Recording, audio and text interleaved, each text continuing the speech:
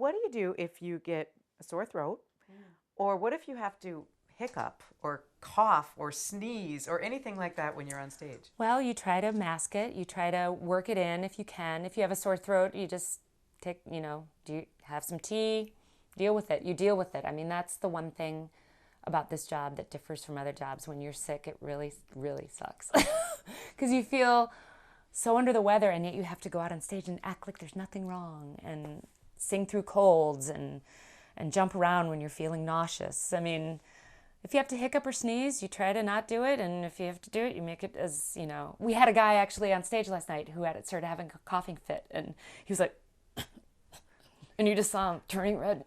Oh. You're like, oh, guy, I'm sorry. Do you need some water? But you couldn't go get him water. That's just, you just deal with it. You try to cover it. Yeah. Yeah. What's the sickest you've ever been performing?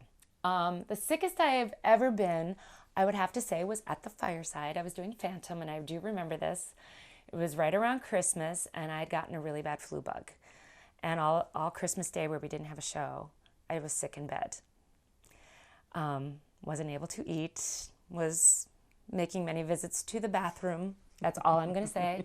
So the next day I went back to do the show, the matinee, and I had this part where I was singing off stage, and I was laying on the floor singing. You could just hear my voice on stage. Rather than just standing there like I normally did, I was in a heap singing because I had no energy and I felt so awful.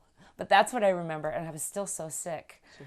And the room was spinning, and I was doing a show with no food in me and completely dehydrated, but there I was, and I was unfortunately a principal in that show. I was a lead. Geez. Sometimes you're really glad to be in the ensemble because it's not that you give less, but you can hide a little bit more. You can take it down a little, like Sure. a peg, and no one's going to notice.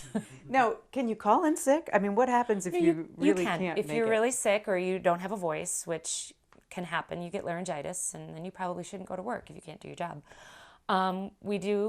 We can call in sick. We get one paid sick day a month. So maybe it works out that you get paid, maybe it doesn't. But if you're sick, you're sick. So Is there an understudy then for everybody? there is. In the ensemble, which I am a part of right now, we have these wonderful people called swings. We call them swings, and I was a swing in my first Broadway show. I was a swing. And they understudy the entire ensemble, and they're ready to go on at a moment's notice. And we've had that happen, that they go on at the very last minute. Their subway is stuck and they can't get to work. So throw on some makeup and put your hair in pin curls and put a wig on and put a costume on, and you're on, like that. When I was a swing, I went on in the middle of the show a couple of times, so that happened.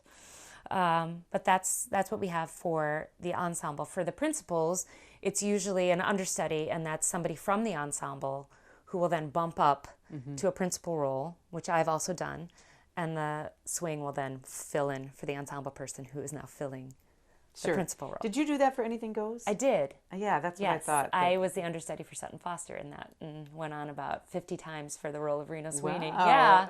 Yeah. That's really neat. Yeah, it was cool. Yeah. So whenever you have friends or family in the audience, if you know somebody that's there too, does that add a little... You get a little nervous, or, like when my boyfriend comes, the first time he came, he's come twice now, I got nervous and excited, and I don't want to make a mistake, because it doesn't matter how long you've been doing something, you can still make a mistake. And especially if you're nervous that someone is there, that's probably when you're going to make a mistake. Sure. Because you're like, the adrenaline. But it also bumps you up, and it makes you want to do even better, when that person is there. So right now, I'm just really, really happy to be part of this cast. Just continue to do good work and be fulfilled as an artist and make a living doing what I love. And I just want it to keep going, and I hope my body holds out because I'm getting older. Aren't we all? Yeah. But that's what I'd like. More of the same, please.